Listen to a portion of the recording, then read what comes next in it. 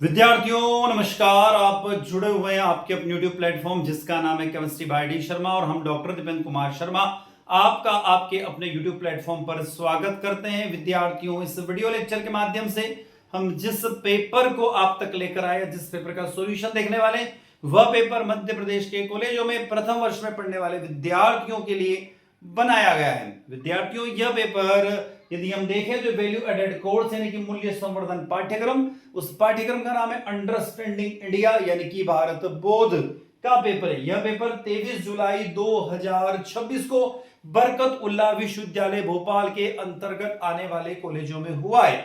यह पेपर बरकत उल्लाह विश्वविद्यालय भोपाल के साथ साथ मध्य प्रदेश के कॉलेजों में प्रथम वर्ष में पढ़ने वाले विद्यार्थियों के लिए भी महत्वपूर्ण साबित होगा। तो विद्यार्थियों, देर ना करते हुए हम चलते हैं, पहले पेपर के बारे में डिस्कस करते और इस पेपर के सॉल्यूशन को देखते हैं। विद्यार्थियों, हम आ जाते हैं, यहां पर बात करते हैं। बरकतुल्लाह विश्वविद्यालय का पेपर है, मध्य प्रदेश के सभी कॉलेजों के लिए महत्वपूर्ण है। पूरा पेपर 3 सेक्शन में डिवाइड किया गया है। कितने सेक्शन में? 3 सेक्शन में। पहला सेक्शन ये कह रहा है कि यहां पर आपको 3 प्रश्नों के उत्तर देना है और 4 अंक का एक प्रश्न रहेगा। पहला प्रश्न है, भारतीय संस्कृति में धर्म का क्या महत्व है। दूसरा प्रश्न है, मूल या मौलिक अधिकार क्या होते हैं। तीसरा प्रश्न है, भारतीय दर्शन और पश्चिमी दर्शन में क्या भेद है। अगला, पुरुषार्थ किसे कहते हैं। नेक्स्ट, योग का भारतीय संस्कृति में क्या योगदान है। आगे चलते हैं तो किन्हीं 4 प्रश्नों को उत्तर देना और प्रत्येक प्रश्न आपके 13 अंक का रहेगा। पहला प्रश्न, वैदिक काल किसे कहते हैं, इसकी विशेषता विस्तार से बताइए। अगला प्रश्न है, संविधान और वैदिक राजधर्म पर टिप्पणी लिखिए। नेक्स्ट क्वेश्चन है, भारतीय ज्ञान प्रणाली के स्रोत कौन कौन से हैं। अगला, यज्ञों के मूल उद्देश्य तथा उनका पर्यावरणीय महत्व बताइए। नेक्स्ट क्वेश्चन है, आत्मनिर्भर भारत में विज्ञान तथा तकनीकी की भूमिका को विस्तार से बताइए। और लास्ट जो सेक्शन, उस सेक्शन की तरफ आ जाते हैं। यहाँ पर आपको 2 प्रश्नों के उत्तर देना, प्रत्येक प्रश्न 18 नंबर का है। वसुधैव कुटुंबकम की अवधारणा की वर्तमान संदर्भ में व्याख्या कीजिए। अगला क्वेश्चन है, युवा नागरिकों की लोकतांत्रिक भागीदारी से समाज और राष्ट्र पर पड़ने वाले प्रभाव बताइए। नेक्स्ट क्वेश्चन है, गुरुकुल परंपरा क्या थी, शिष्य केंद्रित शिक्षण पर आधारित अधिगम की व्याख्या कीजिए। और लास्ट क्वेश्चन जो आपके सामने आने वाले उसमें आश्रम व्यवस्था किसे कहते हैं, आश्रम व्यवस्था के प्रकारों का वर्णन कीजिए। नेक्स्ट है, स्वतंत्रता संग्राम में धार्मिक, सांस्कृतिक और बौद्धिक नेतृत्व की भूमिका का वर्णन कीजिए। तो ये हमने पूरा पेपर डिस्कस किया। अब हम चलते हैं इस पेपर के सॉल्यूशन की ओर। तो सेक्शन ए के पास हम आ रहे हैं। यहाँ पर अति लघु उत्तरी प्रश्नों के बारे में डिस्कस करने वाले और पहला प्रश्न भी हम आपके सामने लेकर आ रहे हैं। उससे पहले हमेशा की तरह आपसे रिक्वेस्ट है कि वीडियो लेक्चर आप लोगों को अच्छा लगता है तो वीडियो को क्या करने का है, बिल्कुल वीडियो को लाइक अवश्य कीजिएगा। साथ ही आपके क्लासमेट तक, आपके दोस्तों तक, आपके साथियों तक इस वीडियो को क्या करने का है, शेयर अवश्य कीजिएगा। कोई डाउट है तो कमेंट बॉक्स में आप कमेंट करके हमसे पूछ सकते हैं। और अभी तक आपने आपके अपने YouTube चैनल को सब्सक्राइब नहीं किया तो चैनल को भी सब्सक्राइब अवश्य कीजिए, जिससे हमें एक मोटिवेशन मिलता रहे और इसी तरीके से हमेशा हम आपके साथ बने रहें और नए नए वीडियो लेक्चर लेकर आते रहें। तो विद्यार्थियों, एक और खास बात, यदि आप भी आपके पेपर का सॉल्यूशन चाहते हैं तो स्क्रीन पर एक नंबर दिखाई दे रहा होगा आपको, यहां पर 77 250 44 325। इस नंबर पर आपको अपना पेपर व्हाट्सएप के माध्यम से हमें भेजना होगा।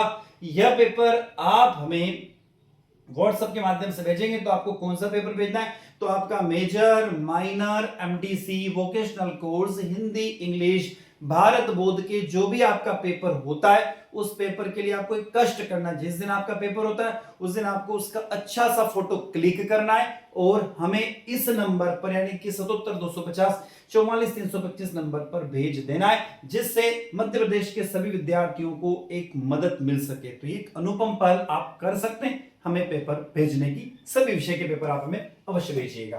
पहला प्रश्न है, भारतीय संस्कृति में धर्म का क्या महत्व है। तो भारतीय संस्कृति में धर्म केवल संप्रदाय या पूजा पद्धति नहीं है बल्कि एक कर्तव्य और सत्य का मार्ग है। इसका महत्व निम्नलिखित है, जीवन का आधार है। ध्यान रखिएगा, धर्म क्या है, धर्म जीवन का आधार है।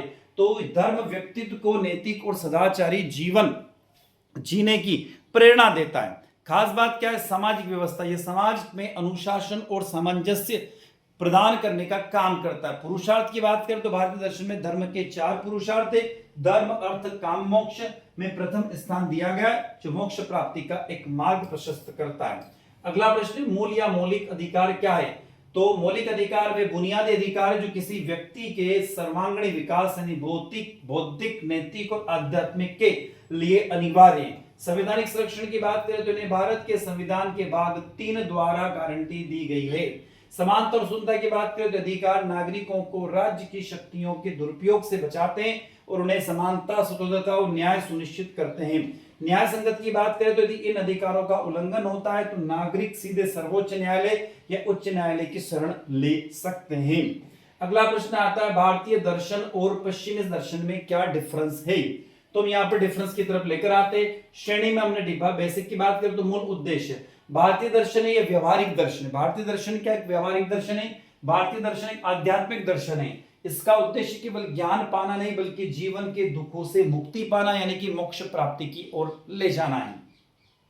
पश्चिमी दर्शन क्या कहता है तो मुख्यतः सैद्धांतिक और बौद्धिक है। इसका उद्देश्य सत्य की खोज, जिज्ञासा को शांत करना और तार्किक विश्लेषण करना है।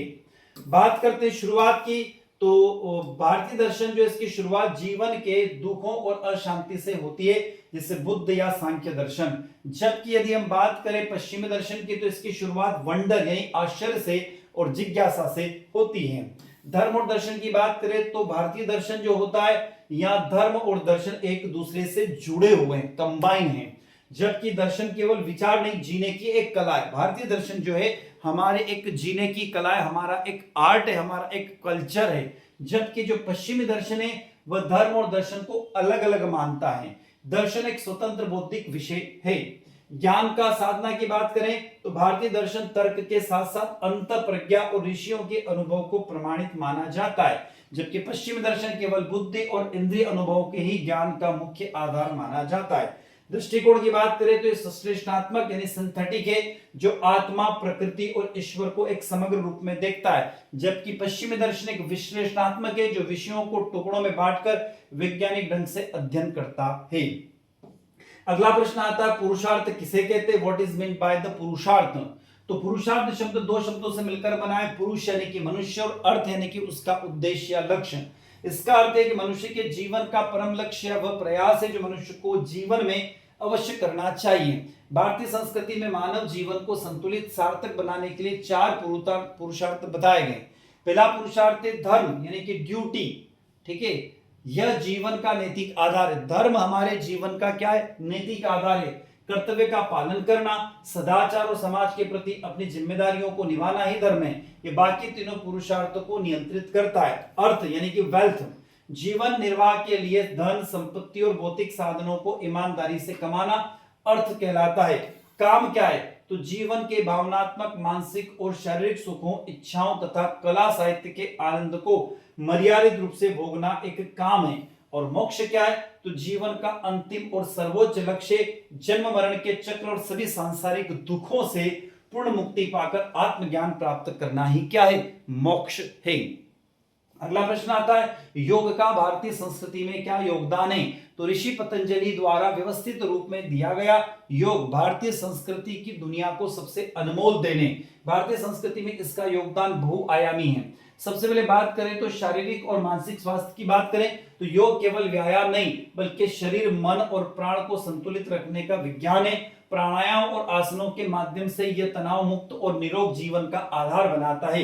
नैतिक और सामाजिक मूल्य की बात करें तो अष्टांग योग के पहले 2 चरण यम यानी अहिंसा, सत्य, अस्तेय, ब्रह्मचर्य और अपरिग्रह और नियम जिसे शोध, संतोष, तप, स्वाध्याय, ईश्वर प्रणिधान व्यक्ति के भीतर नैतिक मूल्यों का निर्माण करते हैं, जिससे एक स्वस्थ समाज बनता है। आध्यात्मिक प्रकृति की बात करें तो योग का अंतिम लक्ष्य समाधि है, जब जीवात्मा को परमात्मा से मिलना होता है। यह भारतीय संस्कृति की परम लक्ष्य मोक्ष को प्राप्त करने का व्यावहारिक मार्ग है।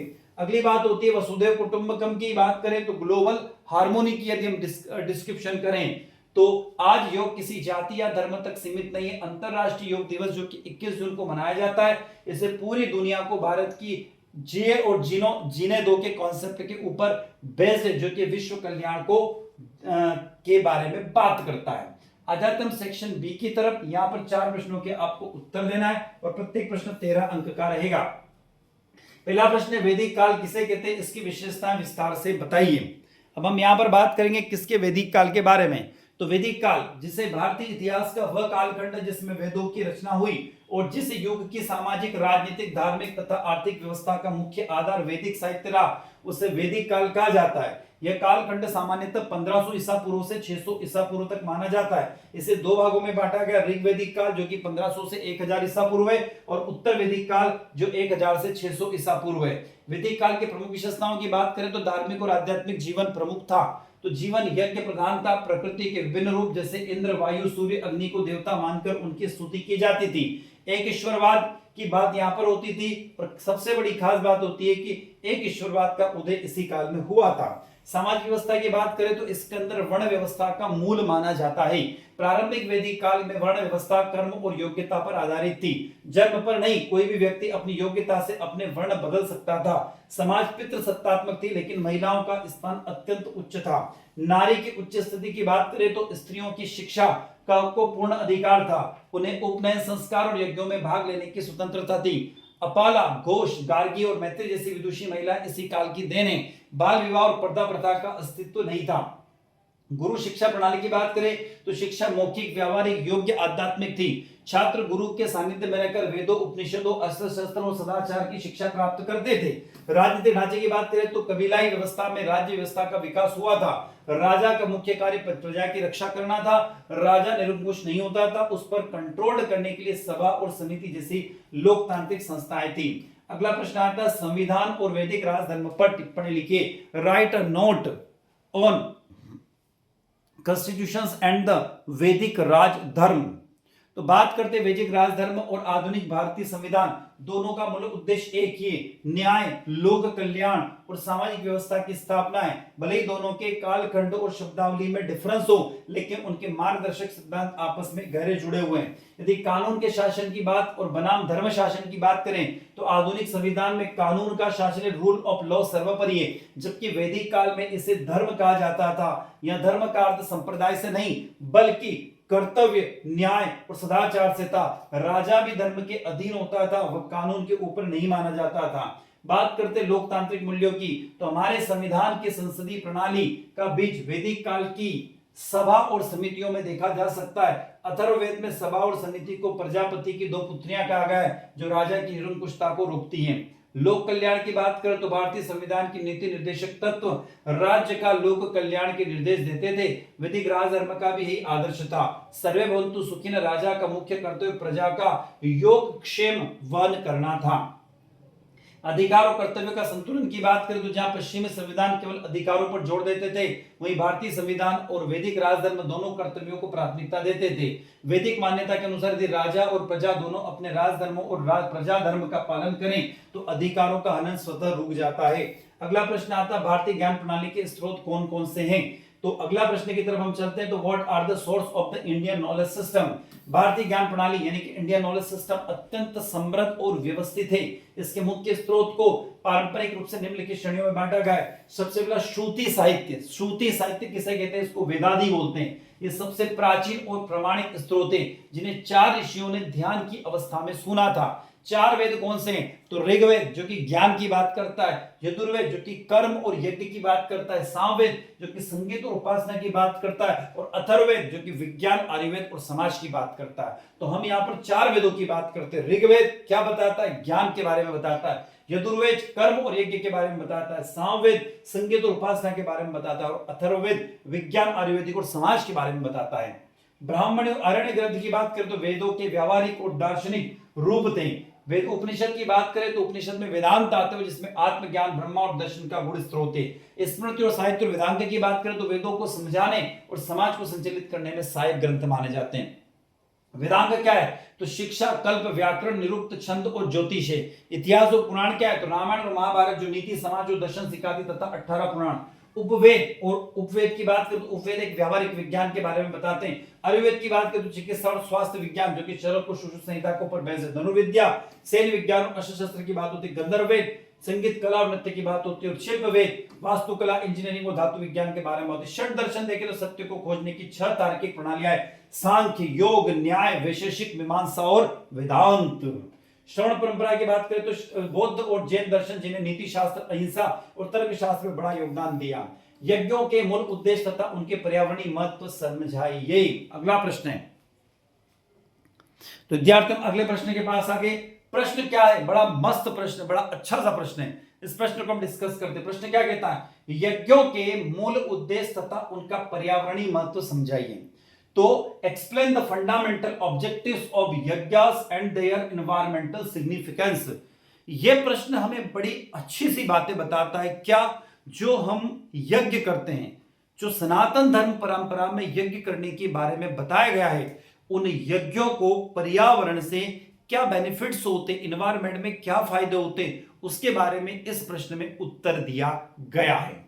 बात करते हैं वैदिक संस्कृति में यज्ञ केवल एक धार्मिक कर्म कांड नहीं है। याद रखिएगा, वैदिक जो संस्कृति है, सनातन जो संस्कृति है, उसमें यज्ञ करना केवल एक धार्मिक कर्म कांड नहीं है। भैया मैं हिंदू धर्म का हूं, मैं सनातन धर्म का हूं, तो मैं यज्ञ करूंगा, नहीं। यज्ञ कोई भी धर्म का व्यक्ति कर सकता है। तो कर्मकांड नहीं है, बल्कि एक समष्टि यानी ब्रह्मांड के संतुलन को बनाए रखने का एक वैज्ञानिक और सामाजिक अनुष्ठान है। यज्ञों का मूल उद्देश्य क्या है, तो देव यजन और कृतज्ञता।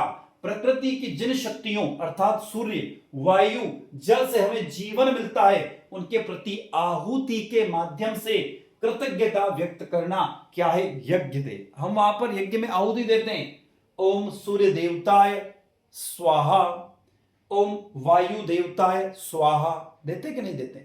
तो कृतज्ञता व्यक्त कर रहे हैं हम लोग कि हे ईश्वर, जो हमें सूर्य से एनर्जी मिल रही है, जो वायु से हमें ऑक्सीजन मिल रही है, और वाटर से यानी जल से हमारा पूरा बॉडी संचालित होती है, उसकी कृतज्ञता हम ईश्वर के प्रति व्यक्त करते हैं।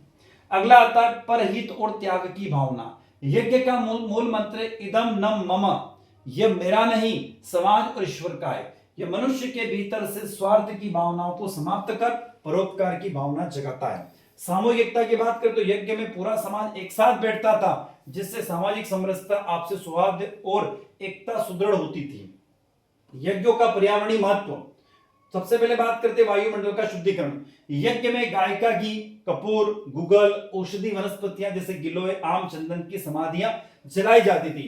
वैज्ञानिक शोधों के अनुसार इन सामग्रियों के दहन से निकलने वाला धुआं से वायुमंडल में मौजूद हानिकारक बैक्टीरिया और वायरस जो होते थे वो डिस्ट्रॉय हो जाते थे, खत्म हो जाते थे। वर्षा चक्र का संतुलन, अग्नि पुराण और भगवत गीता के अनुसार यज्ञ से धुएं के कण बादलों को संघनन यानी कंडेंसेशन में मदद करते हैं, जिससे समय पर शुद्ध वर्षा होती है। ठीक है, आगे चलते हैं। प्राणवायु में वृद्धि, विशेष रूप से जब औषधि, जड़ी बूटियों और शुद्ध घी का उच्च तापमान पर दहन होता है, तो वह वायुमंडल में फॉर्मेल्डिहाइड जैसी गैसों का निर्माण करती है, जो हवा को शुद्ध करती है और पर्यावरण की हीलिंग प्रभाव पैदा करती है। मानसिक प्रफुल्लता और ध्वनि तरंगे, यज्ञ के दौरान किए जाने वाले विशिष्ट मंत्रोच्चार से उत्पन्न ध्वनि तरंगे यानी वाइब्रेशंस आसपास के वातावरण के साथ साथ मनुष्य और पशु पक्षियों के मानसिक स्वास्थ्य पर सकारात्मक और शांतिदायक प्रभाव डालती है। अगला प्रश्न है आपका, आत्मनिर्भर भारत में विज्ञान तथा तकनीकी की भूमिका को विस्तार से बताइए। तो आत्मनिर्भर भारत का अर्थ ऐसा भारत जो अपनी आवश्यकताओं की पूर्ति के लिए विदेशी संसाधनों पर कम निर्भर हो तथा उत्पादन, नवाचार और विकास के क्षेत्र में स्वयं सक्षम बने। इस लक्ष्य की प्राप्ति में विज्ञान एवं तकनीकी की भूमिका अत्यंत महत्वपूर्ण थी। यहां पर बात कर सबसे पहले औद्योगिक विकास में योगदान। विज्ञान एवं तकनीकी के माध्यम से आधुनिक मशीनों, स्वचालित उत्पादन प्रणालियों और नई निर्माण तकनीकों का विकास हुआ। इससे उत्पादन क्षमता बढ़ी और लागत कम हुई तथा भारतीय उद्योग वैश्विक प्रतिस्पर्धा में सक्षम बने। कृषि क्षेत्र में विकास की बात करें तो नई कृषि तकनीकों, उन्नत बीजों, ड्रोन सिंचाई प्रणालियों और जैव प्रौद्योगिकी के उपयोग से कृषि उत्पादन में वृद्धि हुई। इसमें किसानों की आय बढ़ी और खाद्यान्नों के क्षेत्र में भारत अधिक आत्मनिर्भर बना।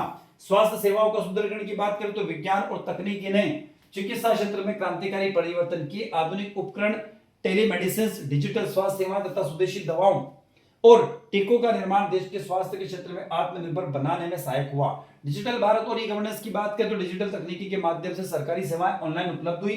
डिजिटल भुगतान, ई गवर्नेंस, ऑनलाइन शिक्षा तथा डिजिटल संचार ने प्रशासन को अधिक पारदर्शी और प्रभावी बनाया। रक्षा क्षेत्र में आत्मनिर्भरता की बात करें तो स्वदेशी मिसाइल, रडार, लड़ाकू विमान, ड्रोन और अन्य रक्षा उपकरणों के विकास में भारत की सुरक्षा क्षमता मजबूत हुई। इससे विदेशी हथियारों पर निर्भरता कम हुई और राष्ट्रीय सुरक्षा पर बल मिला। अंतरिक्ष विज्ञान उपलब्धियों की बात करें तो भारत में अंतरिक्ष अनुसंधान के क्षेत्र में महत्वपूर्ण सफलता प्राप्त हुई। इसरो द्वारा विकसित उपग्रह प्रक्षेपण यानी तथा अंतरिक्ष मिशनों ने भारत को विश्व में एक मजबूत वैज्ञानिक शक्ति के रूप में स्थापित किया। रोजगार और नवाचार की बात करें तो स्टार्टअप संस्कृति, कृत्रिम बुद्धिमत्ता, रोबोटिक्स, डेटा विज्ञान और सूचना प्रौद्योगिकी के विकास से नए रोजगार के अवसर उत्पन्न हुए। नवाचार आधारित उद्योग देश की अर्थव्यवस्था को मजबूत करते हैं। ऊर्जा के क्षेत्र में योगदान की बात करें तो सौर ऊर्जा, पवन ऊर्जा, जैव ऊर्जा तथा अन्य नवीनीकरण ऊर्जा क्षेत्रों में विकास से ऊर्जा सुरक्षा बढ़ी। इससे आयातित ईंधन और निर्भरता कम होती है और सतत विकास को बढ़ावा मिलता है। अब आ जाते हैं लास्ट सेक्शन सी की तरफ। आपको यहाँ पर 2 प्रश्नों के उत्तर देना था। प्रत्येक प्रश्न 18 अंक का था। पर पहला प्रश्न आता वसुधैव कुटुंबकम की अवधारणा की वर्तमान संदर्भ में व्याख्या कीजिए। एक्सप्लेन द कॉन्सेप्ट ऑफ वसुधैव कुटुंबकम इन द कॉन्टेम्पररी कॉन्टेक्स्ट। तो वसुधैव कुटुंबकम महाउपनिषद के अध्याय 6 श्लोक क्रमांक 71 से लिया गया एक अत्यंत पवित्र और दूरदर्शी सूत्र है। इसका शाब्दिक विच्छेद है वसुधा प्लस एव प्लस कुटुंबकम, अर्थात पूरी धरती एक परिवार है। यह केवल एक नारा नहीं बल्कि भारतीय ज्ञान परंपरा का वैश्विक जीवन दर्शन है। प्राचीन काल में ऋषियों द्वारा देखा गया यह स्वप्न आज 21वीं सदी यानी वर्ष 2026 के वैश्विक परिदृश्य में सबसे अधिक प्रासंगिक और आवश्यक हो गया है। वर्तमान रेफरेंस में बात करें तो सबसे पहले वैश्विक संकटों का सामूहिक समाधान यानी ग्लोबल चैलेंजेस। आज दुनिया जिन संकटों से जूझ रही है जैसे जलवायु परिवर्तन, वैश्विक महामारी, आतंकवाद या खाद्य असुरक्षा, वे किसी एक देश की सीमा तक सीमित नहीं है। उदाहरण के लिए बात करते हैं, एक देश में कार्बन उत्सर्जन करता है तो उसका खामियाजा पूरी पृथ्वी को भुगतना पड़ता है। प्रासंगिकता की बात करें तो वसुधैव कुटुंबकम हमें सिखाता है कि हम अलग अलग द्वीप नहीं है, हम एक ही जहाज के मुसाफिर हैं। इन संकटों से निपटने के लिए वैश्विक सहयोग यानी ग्लोबल जो हमारा जो सिस्टम है वो एकमात्र रास्ता है।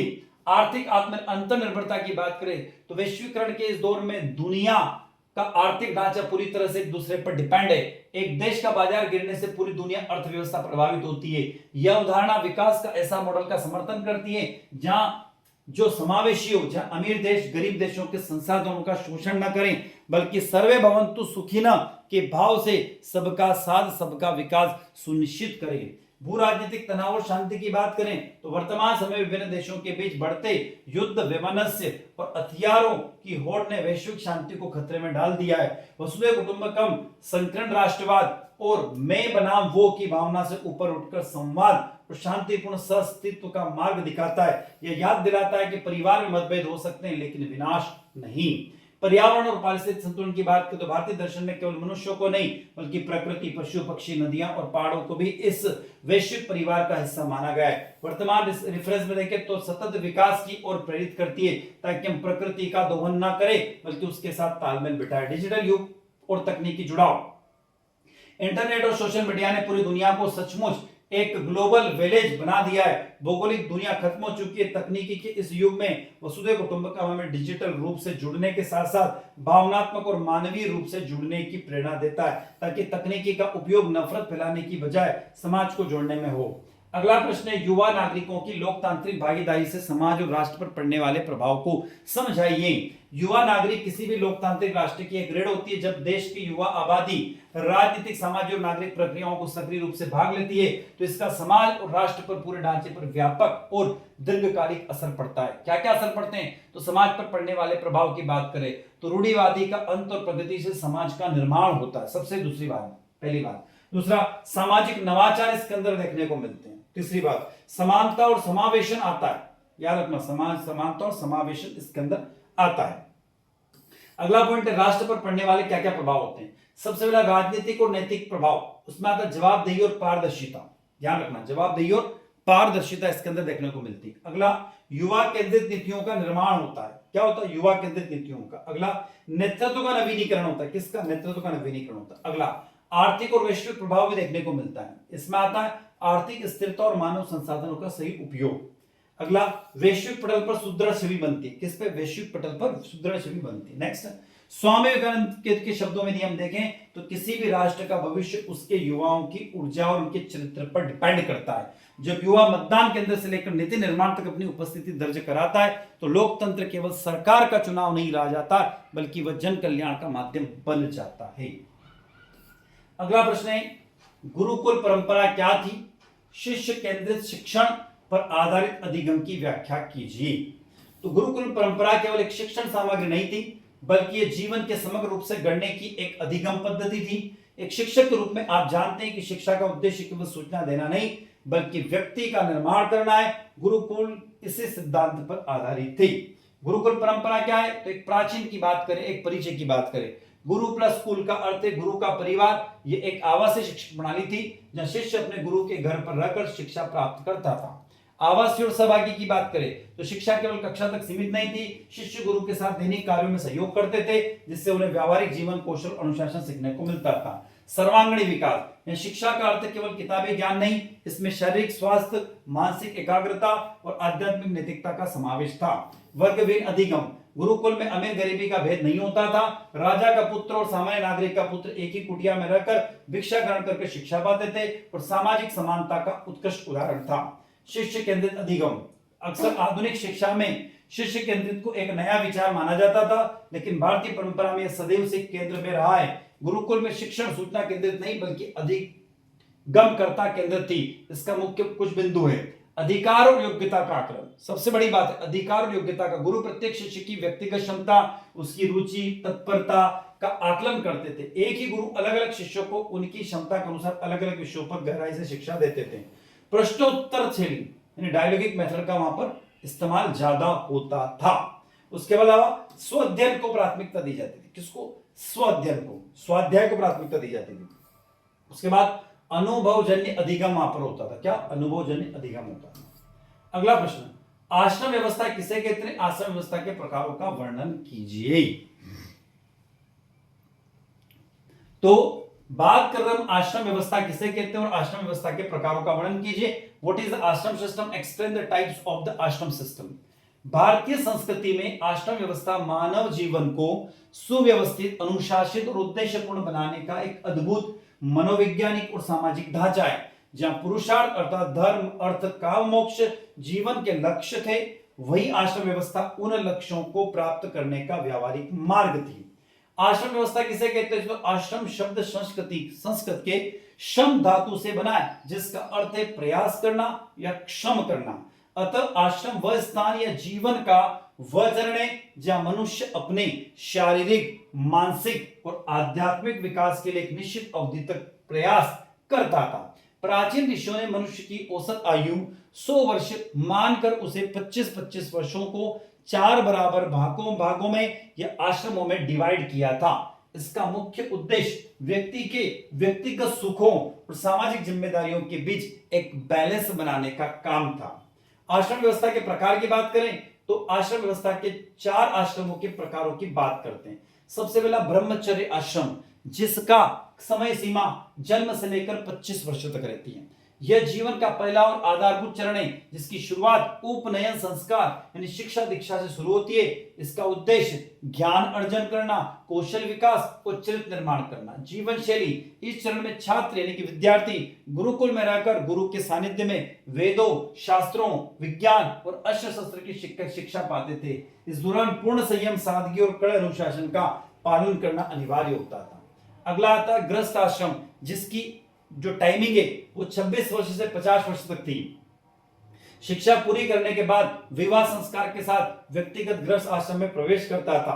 इसे सभी आश्रमों का आधार यानी श्रेष्ठ आश्रम माना जाता है, क्योंकि बाकी तीनों आश्रम में लोग, बच्चे, वानप्रस्थी और संन्यास के लिए अपने भोजन और आश्रय के लिए गृहस्थ पर डिपेंड होते हैं। उद्देश्य अर्थ यानी धन कमाना और काम अर्थात परिवार व सुख के लिए पुरुषार्थ का पूरा करना। जीवन शैली, समाज और पारिवारिक के प्रति जिम्मेदारियों को निभाना, ईमानदार और जीवकोपार्जन करना और पंच महायज्ञों के माध्यम से समाज, पितरों और प्रकृति के प्रति अपने ऋणों को चुकाना। तीसरा आता है वानप्रस्थ आश्रम, जिसकी सीमा होती है 51 से 75 वर्ष। जब व्यक्ति अपने पारिवारिक कर्तव्यों, बच्चों की शिक्षा और विवाह को पूरा कर लेता है, तब वह वानप्रस्थ तथा वन की ओर प्रस्थान करता है। यह गृहस्थ और संन्यास के बीच का संक्रमण काल था। उद्देश्य मोह माया का धीरे धीरे त्याग और समाज सेवा के प्रति जागरूक होना। जीवन शैली, व्यक्ति घर की जिम्मेदारी अपनी अगली पीढ़ी को सौंपकर समाज कल्याण, ध्यान और ईश्वर भक्ति में समय बिताता था। वह परिवार के मोह से दूर रहता था, लेकिन समाज को अपने अनुभव और मार्गदर्शन देने के लिए उपलब्ध रहता था। लास्ट आश्रम आता है संन्यास आश्रम, जिसकी सीमा 76 वर्ष से लगाकर 100 वर्ष तक थी। यह जीवन का अंतिम और सर्वोच्च चरण था, जब मनुष्य संसार की सभी भौतिक वस्तुओं, रिश्तों और मोह को पूरी तरह से त्याग देता था। इसका उद्देश्य क्या है? केवल और केवल मोक्ष प्राप्ति करना एकमात्र उद्देश्य था संन्यास आश्रम का।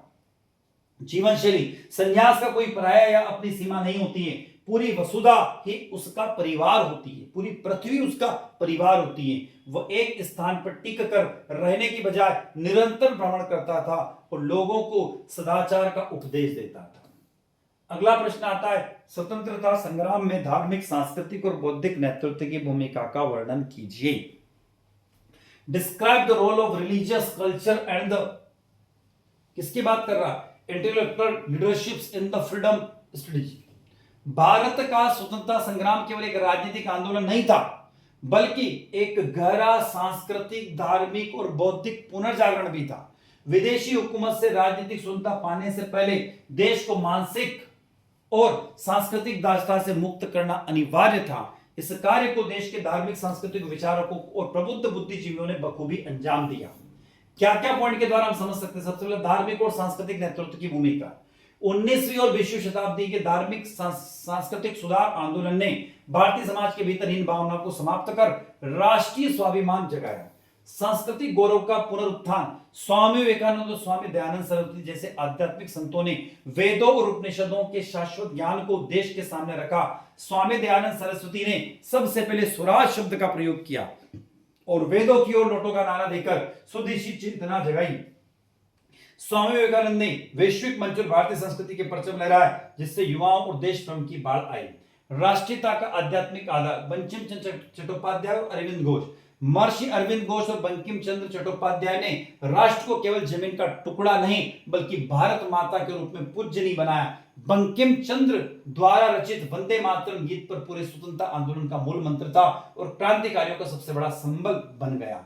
धार्मिक उत्सवों का राजनीतिक उपयोग की बात करें तो लोकमान्य बाल गंगाधर तिलक ने जनता को एकजुट करने के लिए गणपति उत्सव और शिवाजी उत्सव की शुरुआत की। इन धार्मिक मंचों का उपयोग राष्ट्रवाद के प्रचार और ब्रिटिश नीतियों के विरोध के लिए किया गया। अहिंसा और सत्य के नैतिक बल की बात करें तो महात्मा गांधी ने राजनीति को धर्म से जोड़ा। उन्होंने सत्य, अहिंसा और सत्याग्रह जैसे आध्यात्मिक सिद्धांतों को जन आंदोलन का हथियार बना दिया, जिससे आम जनता सीधे स्वतंत्र संग्राम से जुड़ गई। बात करें बौद्धिक और वैचारिक नेतृत्व की भूमिका की बात करें तो देश के कवियों, लेखकों, वकीलों, पत्रकारों और विचारकों ने अपनी लेखनी और तर्कों से ब्रिटिश शासन की नींव हिला डाली।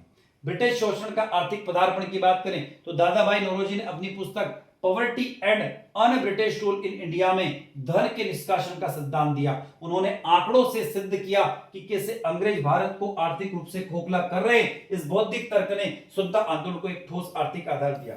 साहित्य राष्ट्रवादी कविता है। भारतेंदु हरिश्चंद्र, माखनलाल चतुर्वेदी, मैथिलीशरण गुप्त और रविंद्रनाथ टैगोर जैसे साहित्यकारों ने अपने कविताओं और नाटकों से सोए हुए भारतीय समाज को जगाया। सुभद्रा कुमारी चौहान की पंक्तियां, बूंदे लो हर बोलो की मुंह हमने सुनी कहानी, थी खूब लड़ी मर्दानी, वो तो कौन थी? झांसी वाली रानी थी।